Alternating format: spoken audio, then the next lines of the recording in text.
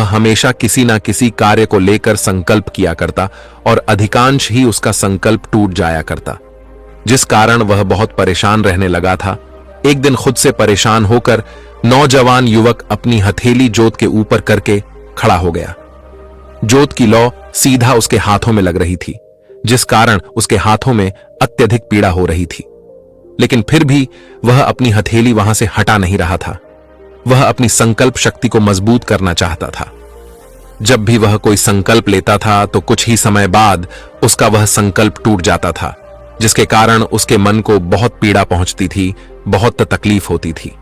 इसलिए उसने आज यह निश्चय कर लिया था कि चाहे कुछ भी क्यों ना हो जाए, इस बार वह जो संकल्प लेगा उसे वह किसी भी कीमत पर पूरा करके ही दम लेगा।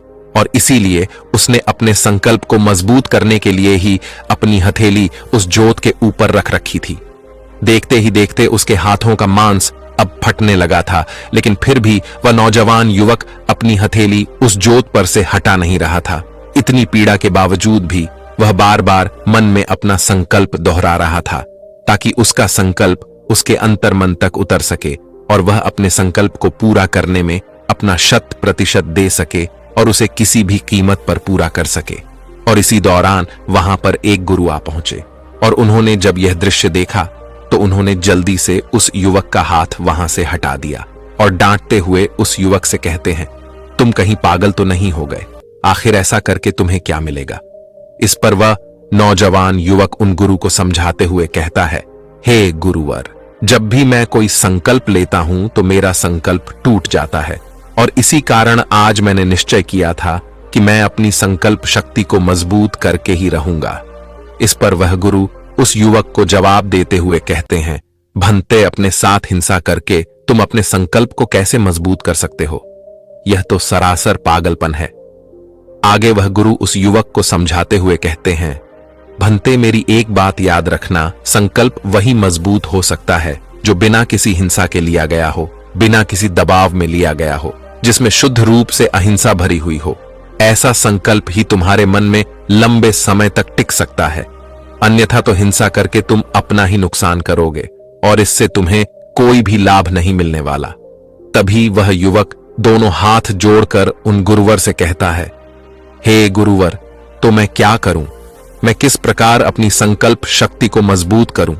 मुझे तो कुछ भी समझ नहीं आ रहा। मैंने आज तक जब भी संकल्प लिए, मेरा हर एक संकल्प टूटता चला गया, जिस कारण मैं बहुत परेशान हो चुका हूं। मैं चाहकर भी किसी कार्य को पूरा नहीं कर पाता। मुझे तो समझ ही नहीं आता कि मैं अपना पूरा चित्त किसी एक कार्य पर कैसे लगाऊं।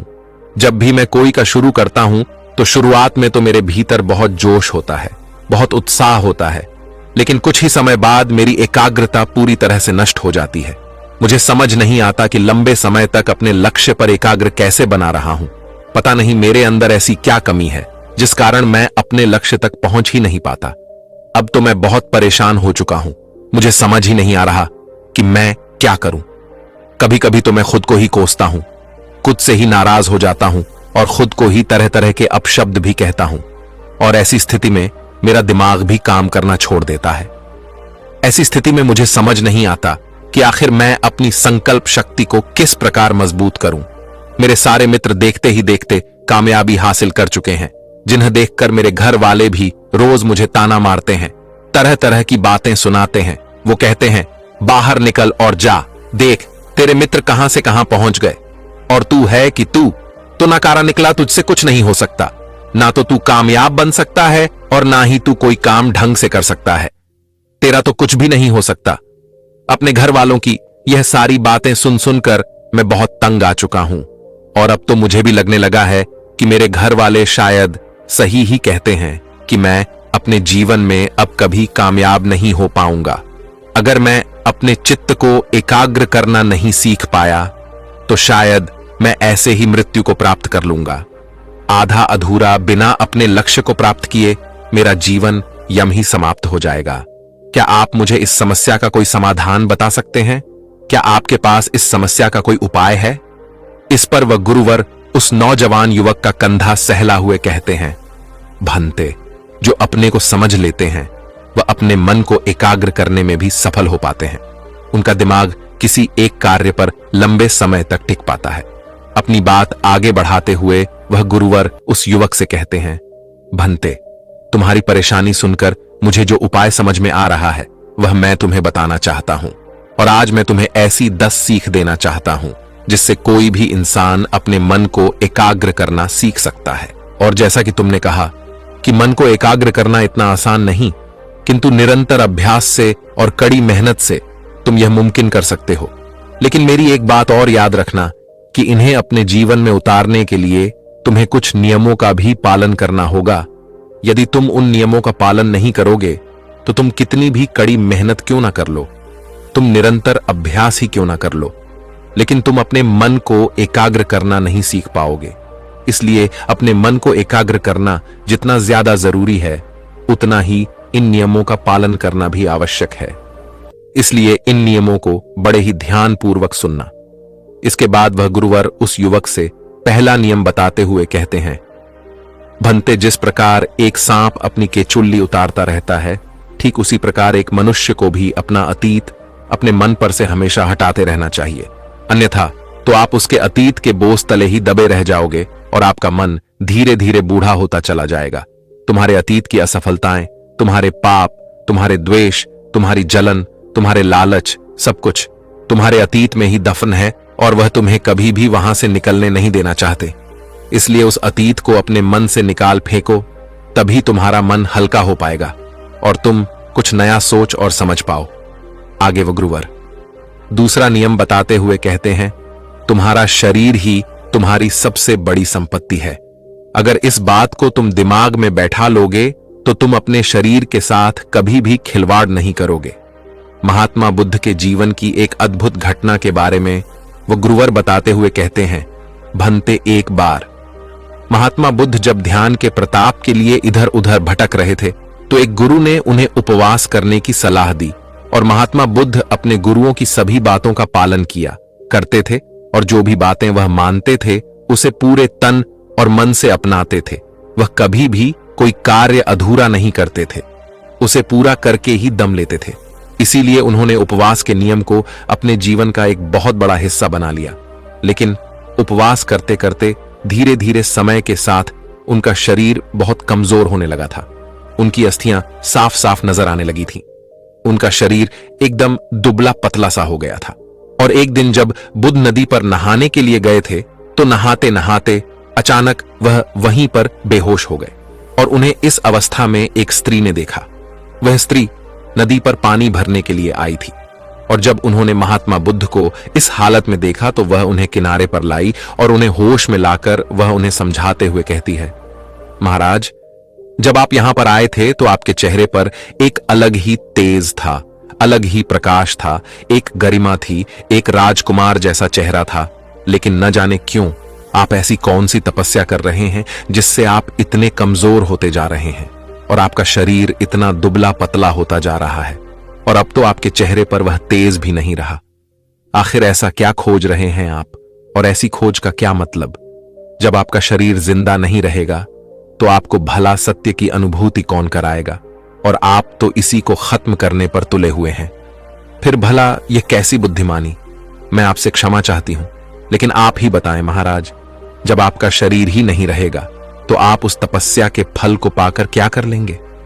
महात्मा बुद्ध ने जब उस स्त्री की सारी बातें ध्यानपूर्वक सुनी तो तत्काल ही महात्मा बुद्ध के मन के वह सारे संशय दूर हो गए और महात्मा बुद्ध ने यह भी निश्चय कर लिया था कि वह सत्य प्राप्ति के लिए अपने शरीर के साथ अब से कोई भी हिंसा नहीं करेंगे। जी हां, आप लोगों ने बिल्कुल ठीक सुना। हिंसा केवल दूसरों के साथ नहीं बल्कि हम खुद के साथ भी करते हैं। खुद को तकलीफ देते हैं, खुद को परेशान करते हैं। खुद को प्रताड़क की हिंसा ही तो है। इसलिए जिस प्रकार हम दूसरों के जीवन के प्रति अहिंसा का भाव रखते हैं, ठीक उसी प्रकार हमें अपने शरीर के साथ भी अहिंसा का भाव ही रखना चाहिए, उसकी पूरी देखभाल करनी चाहिए। आखिर वही तो हमारी सबसे बड़ी संपत्ति है। वह गुरुवर उस युवक को तीसरा नियम बताते हुए कहते हैं, भंते चांद, सूरज और सत्य ये ज्यादा दिन तक छुपे नहीं रह सकते, इसलिए हमेशा सच बोलो। झूठ का सहारा कभी भी मत लेना, सिर्फ सत्य बोलो, क्योंकि यह छोटी सी आदत आपके जीवन में बहुत बड़ा बदलाव लाती है।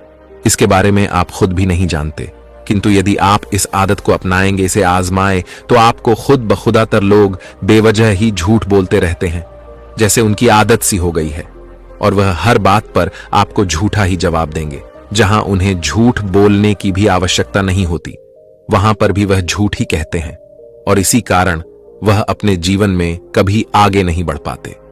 क्योंकि जहां पर उन्हें अपने आप से सत्य कहने की आवश्यकता होती है, वहां पर भी वह अपने आप से झूठ ही कहते हैं। लेकिन वहीं पर एक बार किसी इंसान को सत्य बोलने की आदत लग गई, तो इसका मतलब यह होगा कि वह अपने आप से कभी झूठ नहीं बोल पाएगा। और जब हम खुद से ही सत्य बोलने लगेंगे, तो हमें किसी के खोने से कोई फर्क नहीं पड़ने वाला, क्योंकि हम खुद ही सत्य जानते हैं और हम खुद से ही सत्य बोलते हैं। लेकिन इंसान खुद से सत्य तब बोल पाएगा जब वह दूसरों से सत्य बोलेगा, जब वह इसकी आदत डालेगा। क्योंकि हम में से अधिकांश लोग अक्सर दूसरों के सामने झूठ ही बोलते हैं, तो वह खुद से सच बोलने की उम्मीद कैसे रख सकते हैं। सत्य बोलना आपके भीतर निर्मलता लाता है, आपका मन साफ और स्पष्ट हो जाता है, आपके मन में किसी प्रकार का तनाव नहीं रहता और आप चिंता मुक्त हो जाते हैं, जिससे आप कई और पहलों पर विचार कर सकते हैं। आगे वह गुरुवर उस युवक को अगला नियम बताते हुए कहते हैं, भनते गधों की भीड़ में चलने से अच्छा है कि घोड़ा अकेले ही चले। अगर तुम्हें अपनी आध्यात्मिक उन्नति के लिए कोई साथी नहीं मिल रहा, कोई संगति नहीं मिल रही, तो तुम अकेले रहना सीखो। बेवकूफ की संगति में पड़े रहने से अच्छा है कि तुम खुद के लिए कदम उठाओ, खुद को जानो, खुद को पहचानो। क्योंकि यदि तुम उन बेवकूफ की संगत में रहोगे, तो वे लोग तुम्हारा केवल फायदा ही उठाने वाले हैं। वह तुम्हें धोखा देंगे, तुम्हें तकलीफ देंगे, जिससे तुम्हारे अंतर्मन को भी एक गहरी पीड़ा पहुंचेगी, जिस कारण तुम्हारा अंतर्मन कभी किसी पर विश्वास नहीं कर पाएगा। और जब तुम्हारा अंतर्मन किसी पर विश्वास नहीं कर पाए, तब तुम खुद पर विश्वास कैसे कर पाओगे। और इन सब का कारण होता है हमारी गलत संगत, क्योंकि हम अधिकांश ही ऐसे लोगों के साथ रहना पसंद करते हैं जिन्हें मौज मस्ती करना अच्छी लगती है, जिन्हें अपना समय बर्बाद करना अच्छा लगता है, जो लोग लक्ष्य पर नहीं बल्कि बेफजूल की बातें करते हैं, बेफजूल के कामों पर ध्यान देते हैं। इससे अच्छा है तुम अकेले रहो, खुद के बारे में सोचो, कुछ बड़ा सोचो, अकेले रहने की इस ताकत को पहचानो, क्योंकि यहां पर अपना कोई नहीं होता। आगे गुरुवर उस युवक को अगला नियम बताते हुए कहते हैं, मनते जो तुम्हारे पास पहले से ही है उसकी कदर करना सीखो। क्योंकि एक इंसान हमेशा ही पहले से अधिक की ख्वाहिश रखता है, हमेशा वह ज्यादा की ख्वाहिश रखता है, और उस ख्वाहिश में, उस उम्मीद में, उस महत्वाकांक्षा में वो यह भूल जाता है कि उसके पास पहले से क्या मौजूद है, उसकी वह कभी कद्र नहीं कर पाता। और यह बात तो आपने सुनी होगी कि जब हम किसी की कद्र नहीं करते, तो वह चीज भी हमसे छिन जाती है। चाहे आप इसमें अपना हुनर ही ले लीजिए, चाहे किसी इंसान के साथ अपने संबंध ले लीजिए। हुनर के मामले में बात करें तो आपके पास कोई हुनर मौजूद है और आपको भी पता है, लेकिन आप दूसरे से प्रभावित होकर उस जैसा हुनर पाने की इच्छा रखते हैं, जिस कारण आप अपने आप को पीड़ा पहुंचाते हैं। आप अपने हुनर की कद्र नहीं करते, तो देखते देखते आपका हुनर खत्म होने लगेगा, जिस कारण ना तो आप उन जैसा बन पाएंगे और ना ही आप अपने जैसा बन पाएंगे। और ऐसे में जब आप अपनी ही कद्र नहीं कर पाएंगे, तो दूसरा कोई आपकी कद्र कैसे करेगा। इस प्रकार जो इंसान आपके पास मौजूद है, आपके लिए संवेदनाएं रखता है, आपके परिवार का हिस्सा है, आप उनकी कद्र नहीं कर रहे, उसे समय नहीं दे रहे और उनके पीछे भाग रहे हैं, जो आपको समय नहीं देना चाहते, जो आपके अपने हैं ही नहीं, तो ऐसे लोगों से आप भला क्या उम्मीद रख सकते हैं। अगर आप जो चीज आपके पास है उसकी ही कदर नहीं करेंगे, तो आप अपने लिए ही गड्ढा खोद लेंगे और उस गड्ढे में खुद ही जा गिरेंगे और बाद में पछताएंगे, रोएंगे, और उस वक्त आपके आंसू पोंछने वाला भी आपके पास कोई भी मौजूद नहीं होगा। क्योंकि जब समय था तब तो आपने उनकी कद्र नहीं की, तो अब वो भला आपकी कद्र क्यों करेंगे। इसीलिए समय निकलने से पहले इस बात को अच्छी तरह से समझ लो, और जो भी आपके पास है, जो लोग भी आपके पास हैं, उनकी कद्र करना सीख लो। आगे गुरुवर उस युवक को अगला नियम बताते हुए कहते हैं, भंते, हम मनुष्य की यह जीभ धारदार चाकू की तरह होती है, जो खून तो नहीं निकालती लेकिन घाव बहुत गहरा छोड़ती है। इस बात को अच्छी तरह से समझो कि गुस्सा हमें अंदर से खा जाता है, गुस्से में निकले हुए शब्द हमें बाद में पछताने पर मजबूर कर देते हैं। हमें क्रोध में यह ख्याल तो नहीं रहता कि हम क्या कह रहे हैं, लेकिन कुछ समय बाद जब हमारा गुस्सा शांत होता है तब हमें इस बात का एहसास होता है कि हम गुस्से में क्या कुछ बोल गए, और जो आपने एक बार शब्द कह दिए वह शब्द कभी लौट कर वापस नहीं आते। वह सिर्फ आपके अंदर एक चोट कर जाएंगे, दूसरों की नजरों में आपको नीचा कर जाएंगे। इसीलिए कभी भी अत्यधिक मत बोलो। जितने की आवश्यकता है केवल उतना ही बोलो। चुप रहने की ताकत को समझो। चुप रहने की ताकत तुम्हें दुनिया में एक महान मुकाम तक पहुंचा सकती है, और उसी के विपरीत ज्यादा बोलने की आदत तुम्हें दूसरों के बीच तुम्हारी इज्जत को बिल्कुल भी खत्म कर सकती है, और ऐसी अवस्था में कोई भी तुम्हारी बात पर ध्यान नहीं देगा और तुम बेवजह बोलते चले जाओगे, लेकिन कोई भी तुम्हारी तरफ देखना तक पसंद नहीं करेगा। आगे वह गुरुवर उस युवक को अगला नियम बताते हुए कहते हैं, भंते, हमारा दिमाग ही सब कुछ है। जैसा तुम सोचते हो वैसा ही बन जाते हो, इसलिए हमेशा बड़ा सोचो, सकारात्मक सोचो। आगे वह गुरु अपनी बात को अच्छी तरह समझाते हुए उस युवक से कहते हैं, हमारे विचार तरंगों की भांति होते हैं। तरंग दोनों प्रकार होती है, नकारात्मक और सकारात्मक। जिस प्रकार के विचार हमारे अंदर उठते हैं उस प्रकार की तरंगे हमारे इर्द गिर्द पैदा हो जाती हैं। इसलिए अपने आसपास सिर्फ सकारात्मक तरंगों को ही बढ़ावा दो, क्योंकि नकारात्मक तरंगे आपको हमेशा पीछे खींच लाएंगे, वह कभी आपको आगे नहीं बढ़ने देंगी। इसलिए हमेशा बड़ा सोचो, सकारात्मक सोचो, सकारात्मक लोगों के साथ रहो, जिस कारण तुम्हारे मन के विचार बदलते जाएंगे और तुम हमेशा अच्छा सोचने लगोगे, अच्छा कार्य करने लगोगे, और देखते देखते तुम्हारी संकल्प शक्ति भी बढ़ती चली जाएगी। तुम्हें खुद पर विश्वास हो जाएगा और तुम किसी भी कार्य में सफलता प्राप्त कर ही लोगे। आगे गुरुवर उस युवक से कहते हैं, भंते, हो सकता है कि तुम्हें यह आदत समझने में थोड़ा वक्त लगे, और हो सकता है कि यह आदतें तुम्हें बहुत ज्यादा भी लगे। तुम्हें लगे कि आदत कितनी कठिन है, लेकिन ध्यान से सुनो, कोई भी कार्य कठिन नहीं है। बस चंद आदतें तुम्हारे जीवन को बदल कर रख सकती हैं। इसलिए इन आदतों को अपने जीवन में अवश्य ही उतारना। यदि तुम अपने जीवन में सफल होना चाहते हो तो यह आदत तुम्हारे लिए बहुत महत्वपूर्ण है। इनका तुम्हें नियमित रूप से पालन करना होगा। आगे वह गुरुवर उस युवक को सभी आदतें एक बार फिर से समझाते हुए कहते हैं, सबसे पहली आदत, जिस प्रकार सांप अपनी केंच उतारता हुआ आगे चलता चला जाता है, ठीक उसी प्रकार हमें भी अपने मन से अतीत के सारे दोष, सारे पाप, सारी तकलीफें, सारी समस्याएं अपने मन से निकालते हुए आगे बढ़ते जाना चाहिए, ताकि हम उस बोझ तले दबे ना, बल्कि हमारा मन हल्का होता जाए, हम अच्छी तरह से सोच विचार सके, हम अच्छी तरह से निर्णय ले सके।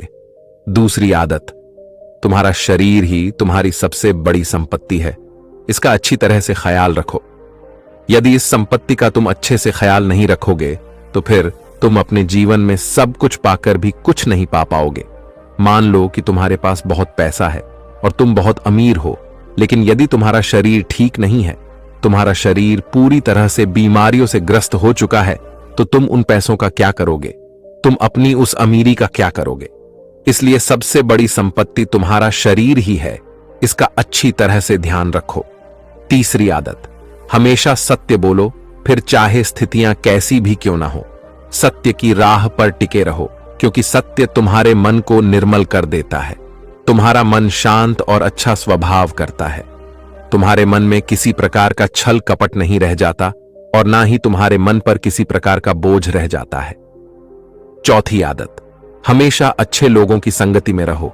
यदि तुम बुरे लोगों की संगति में रहोगे तो तुम हमेशा बुरा कार्य ही करोगे। तुम चाहकर भी कभी अच्छा सोच नहीं पाओगे और ऐसी स्थिति में तुम अपने लिए कभी भी कुछ अच्छा नहीं कर पाओगी। इसलिए हमेशा अच्छे लोगों की संगति में रहो, फिर चाहे इसके लिए तुम्हें अकेले ही क्यों ना रहना पड़े। अपने सफर को अकेले ही तय करो। पांचवी आदत, जो कुछ बोलो सोच समझ कर बोलो, कम बोलो, अन्यथा चुप रहो। आपने देखा होगा कि कई लोग अधिकांश ही बेवजह की बातें करते रहते, जबकि उनकी बातों का कोई भी अर्थ नहीं होता, और कई लोग तो उनकी बातों पर ध्यान तक नहीं देते, क्योंकि वह अच्छी तरह से जानते हैं कि उसकी बातें सुनकर उन्हें कोई भी लाभ नहीं मिलने वाला। इसलिए बेवजह की बातें करने से अच्छा है कि आप कम बोले, जो बोले अच्छा बोले। छठी आदत, अहिंसा का रास्ता अपनाएं। खुद के साथ कभी हिंसा नहीं करनी चाहिए, क्योंकि हम अधिकांश ही खुद को कोसते हैं, खुद को दोष देते हैं, खुद को ताड़ना देते हैं, तरह तरह की तकलीफें देते हैं। और ये सभी हिंसाएं हम अपने साथ ही करते हैं, हम अपने शरीर के साथ ही करते हैं, जिस कारण हमारा शरीर देखते ही देखते कमजोर होने लगता है और इस बात का हमें तनिक भी एहसास नहीं होता। हमें तो लगता है कि हमें इस बीमारी ने घेर रखा है, किंतु आप यदि अपने विचारों पर ध्यान देंगे तो आप ये समझ जाएंगे कि अधिकांशतः आपके विचार ही आपके शरीर को कमजोर बनाने में आपकी सहायता कर रहे हैं। इसलिए अपने विचारों को मजबूत बनाएं, सकारात्मक सोचें, अच्छा सोचें, जिससे आपका शरीर भी मजबूत बनने लगेगा। 7वीं आदत, जो कुछ हम सोचते हैं आखिर हम वही बन जाते हैं, इसलिए हमेशा सकारात्मक सोचें, अच्छा सोचें, बड़ा सोचें। इतना कहकर वह गुरुवर उस युवक से कहते हैं, मनते, यदि तुमने यह 7 आदत अपने जीवन में उतार ली तो तुम पूरी तरह से बदल जाओगे। तुम्हारी एकाग्रता अपने आप ही बढ़ती चली जाएगी। यदि तुम निरंतर ध्यान के साथ इन सभी नियमों का पालन करते हो, इन सभी नियमों को अपने जीवन में उतारते हो, तो तुम अपने जीवन में अवश्य ही सफलता प्राप्त कर पाओगे। फिर चाहे वह लक्ष्य कितना भी बड़ा क्यों ना हो, कितना भी कठिन क्यों ना हो, तुम उस तक अवश्य ही पहुंचोगे। इतना कहकर वह गुरुवर शांत हो गए और वह युवक अच्छी तरह समझ चुका था कि वह अपने जीवन में क्या गलतियां कर रहा था। उस युवक ने दोनों हाथ जोड़कर उन गुरुवर का धन्यवाद किया और वहां से अपने घर चला गया। दोस्तों, हम में से हर कोई अपने जीवन में खूब मेहनत और लगन के साथ काम करता है। हर कोई कुछ नया सीखने की कोशिश करता है ताकि वह अपने जीवन में सफल हो सके, अपने जीवन में उन्नति पा सके। लेकिन जैसे जैसे दिन बीतते जाते हैं, हमारे अंदर कुछ भी करने की इच्छा नहीं रह जाती, जिस कारण हम एक बार फिर से वहीं पर आ पहुंचते हैं जहां से हमने शुरुआत की थी। तो आखिर ऐसा क्यों होता है? क्या हम वह लक्ष्य पाने के लायक नहीं है, या फिर हमने जो लक्ष्य निर्धारित किया है वही गलत है, या हमने उस लक्ष्य को पाने के लिए जो कार्य करने चाहिए वह कार्य ही नहीं किए? अर्थात जिस दिशा में हमें आगे बढ़ना चाहिए था, हम उस दिशा में आगे ना बढ़ करके किसी और दिशा में जा रहे हैं। आखिर इन सब का क्या कारण है और हम अपने लक्ष्य तक क्यों नहीं पहुंच पा रहे? तो आज की जो बहुत कहानी मैं आपको सुनाने जा रहा हूं, इस कहानी के माध्यम से आप यह समझ पाएंगे कि आखिर क्यों हमें से अधिकांश लोग अपने लक्ष्य को पाने में असफल हो जाते हैं और केवल कुछ लोग ही अपने लक्ष्य को बड़ी सरलता और सहजता से पा लेते हैं। एक समय की बात है, एक बौद्ध भिक्षु अपने कुछ शिष्यों के साथ एक आश्रम में रहा करते थे। उनके साथ उनके कई शिष्य भी वहां पर रहते थे और उन सभी शिष्यों में से एक शिष्य बहुत बुद्धिमान था, जो बाकी शिष्यों से हमेशा आगे रहता, और बाकी शिष्य भी उस होनहार शिष्य की तारीफ किया करते व उसके बारे में बातें किया करते। एक दिन उस आश्रम में एक नया शिष्य आया और वह भी बाकी शिष्यों की तरह धीरे धीरे ध्यान, तीरंदाजी और लेखन कला सीखने लगा, और ऐसे ही करीब 3 महीने बीत गए। 3 महीनों के बाद अचानक एक दिन वह बौद्ध भिक्षु अपने सभी शिष्यों से आकर कहते हैं, अगले 3 दिनों के बाद आप सभी की लेखन कला और तीरंदाजी की प्रतियोगिता रखी गई है। इस प्रतियोगिता में जो भी सबसे अच्छा प्रदर्शन करेगा वह बाकी सबका नायक होगा, और सभी को उसका न करना होगा, सभी को उसके आदेशों का पालन करना होगा। इतना कहकर वह बौद्ध भिक्षु वहां से चले गए। उन बौद्ध भिक्षु की यह बात सुनने के बाद सभी शिष्य अपनी तैयारी में जुट गए। हर कोई अपने आप को बेहतर दिखाना चाहता था, हर कोई एक दूसरे से बेहतर बनना चाहता था। हर कोई कड़ी मेहनत करने लगा, लगातार प्रयास करने लगा, और देखते ही देखते 3 दिन बीत गए।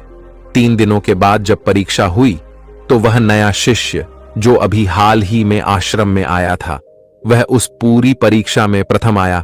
उसकी लेखन कला सधी हुई थी और तीर अंदाजी में वह बहुत अच्छा था। यह देख बाकी सभी शिष्य उससे बहुत खुश हुए और सभी ने उसकी खूब तारीफ भी की। लेकिन न शिष्य की इस जीत को देखकर वह पुराना बुद्धिमान शिष्य ईर्ष्या में जलने लगा।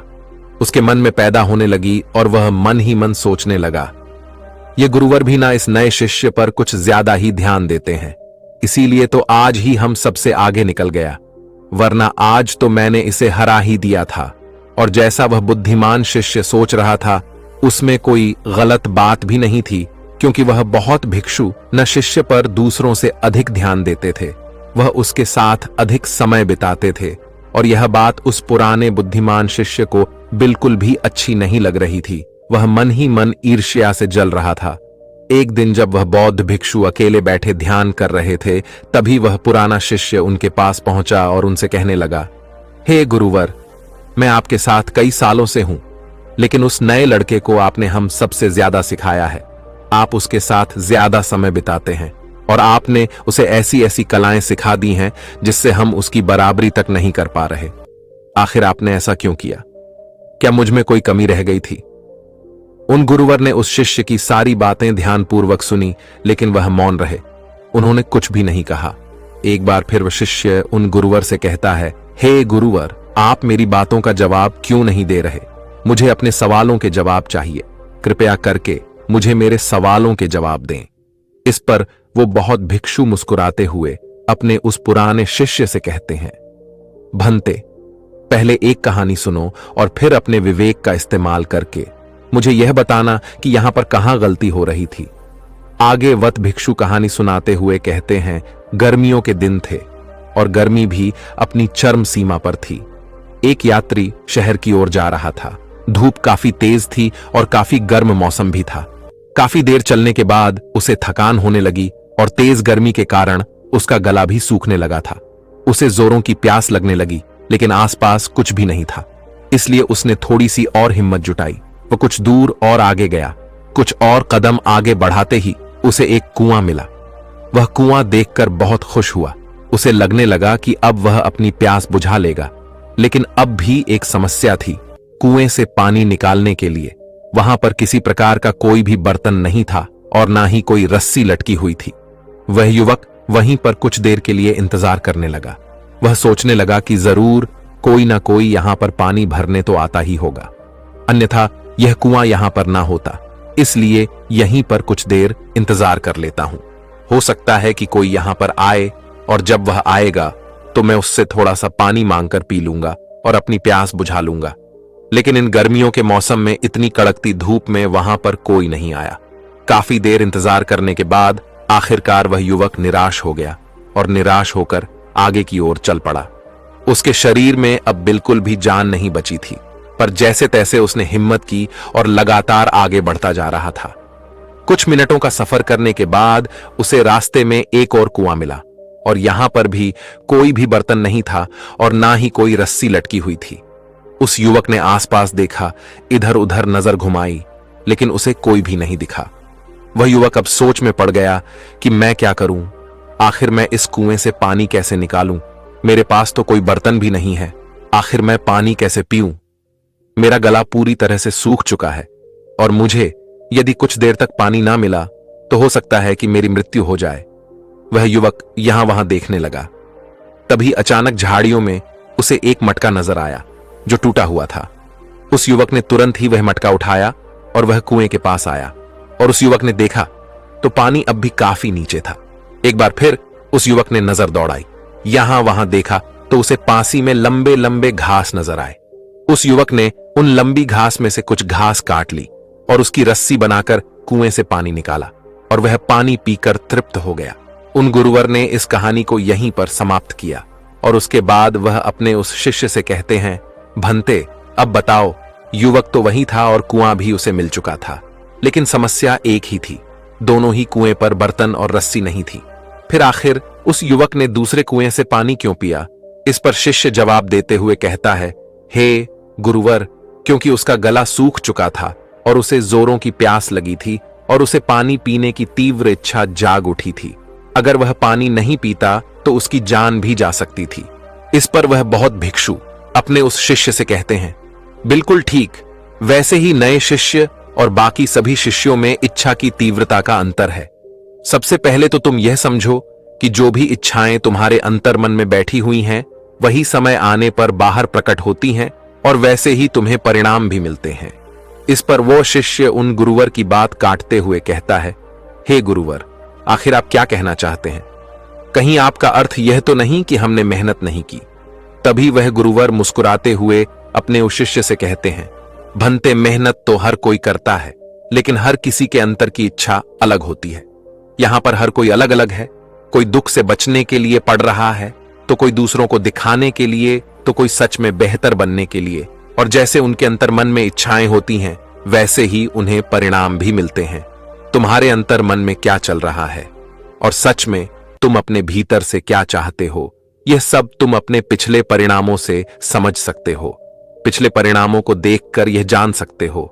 इस पर वशिष्ठ उन गुरुवर से प्रश्न करते हुए कहता है, हे गुरुवर, आपके अनुसार इंसान को वही मिलता है जो वह अपने अंतर मन से चाहता है, लेकिन कभी कभी हमारे साथ ऐसा भी तो होता है कि हम चाहते कुछ और है और होता हमारे साथ कुछ और है, अर्थात हम जो नहीं चाहते वह हमारे साथ हो जाता है। ऐसा क्यों?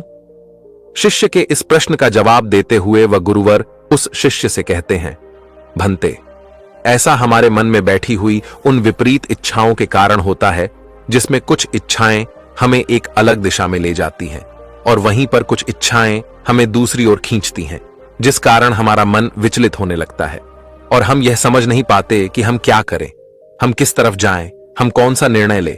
और जब हम थक हार कर कोई निर्णय नहीं ले पाते तो हम वहीं के वहीं रह जाते हैं। एक तरफ तुम तीर अंदाज बनना चाहते हो तो दूसरी तरफ तुम्हें लगता है कि इतनी अधिक मेहनत भला कौन करेगा, इससे अच्छा तो आराम है जिसमें आनंद आता है, सुख है। तो इसका अर्थ तो यही हुआ कि तुम भीतर से सुख चाहते हो, आराम चाहते हो, तो ऐसे में तुम भला एक सर्वश्रेष्ठ धनु उधर कैसे बन सकते हो? और तीसरी तरफ तुम्हें एक जगह ध्यान लगाना भी कठिन लगता है। ऐसे में पहली इच्छा का प्रभाव दोनों इच्छाओं को खत्म करता रहता है और यही कारण है कि तुम एक बुद्धिमान शिष्य होते हुए भी तुम चाहते हुए भी ज्यादा नहीं सीख पाते। तभी वह शिष्य उन गुरुवर से एक और प्रश्न करते हुए कहता है, हे गुरुवर, आपने जो कुछ भी कहा वह बिल्कुल सत्य है और मैं यह भी अच्छी तरह से समझ चुका हूं कि अगर मुझे सीखना है तो मुझे अपने अंतर मन में तीव्र इच्छा पैदा करनी होगी। लेकिन हम यह भी तो पढ़ते हैं कि हमको वैराग्य विकसित करना चाहिए, एक भिक्षु को इच्छा रहित होना चाहिए। तो ऐसे में हम अपने अंतर मन में तीव्र इच्छा कैसे पैदा करें? क्योंकि यह दोनों ही बातें अलग अलग हैं, दोनों ही बातें बिल्कुल विपरीत है। ऐसे में हम इच्छा और आनंद दोनों कैसे प्राप्त कर सकते हैं? तभी गुरुवर मुस्कुराते हुए अपने उस शिष्य से कहते हैं, भंते, जब तुम्हारे मन में कोई इच्छा नहीं होती तो मन का अस्तित्व शून्य हो जाता है और इस पल में आनंद अनंत हो जाता है। और यही वह पल है जब पूरी कायनात तुम्हारे पीछे चलती है, लेकिन हर कोई आनंद की इस स्थिति तक पहुंच नहीं पाता। यह हर किसी के लिए संभव नहीं है। तभी वो शिष्य उन गुरुवर की बात काटते हुए कहता है, हे गुरुवर, ऐसी स्थिति में हमें क्या करना चाहिए? उस शिष्य के इस प्रश्न का जवाब देते हुए वह गुरुवर कहते हैं, भंते, तुम्हें बाकी इच्छाओं को भटकाव मानकर त्याग देना चाहिए और केवल एक ही इच्छा पर पूरा ध्यान केंद्रित करना चाहिए, क्योंकि एक इच्छा बहुत तीव्र होती है और इस तीव्रता में इंसान बहुत ऊपर उठ जाता है।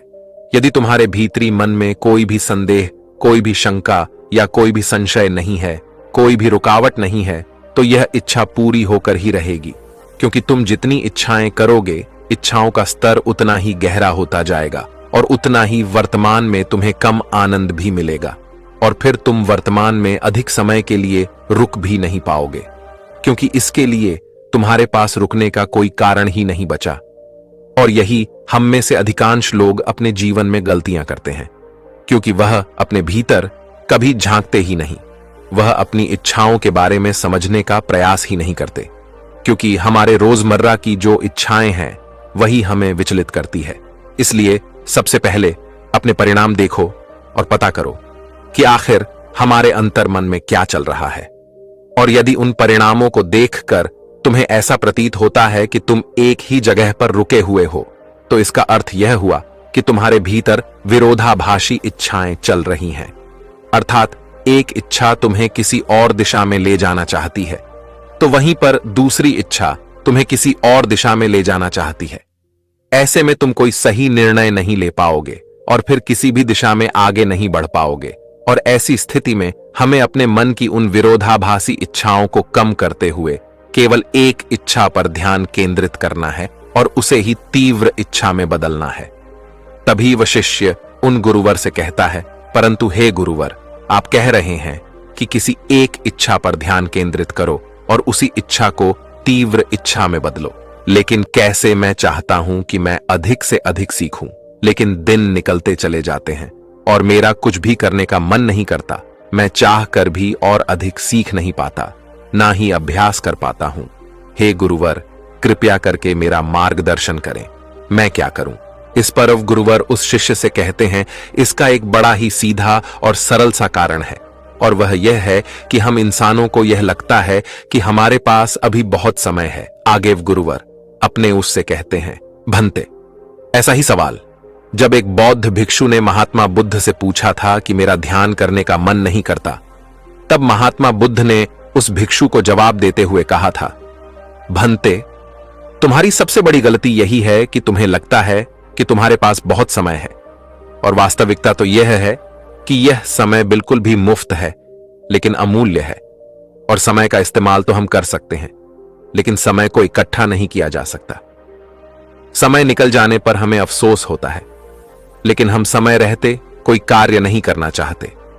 आगे वह बौद्ध भिक्षु अपने उस शिष्य को समझाते हुए कहते हैं, भंते, सबसे पहले तो तुम यह समझो कि तुम्हारे पास सीमित समय है।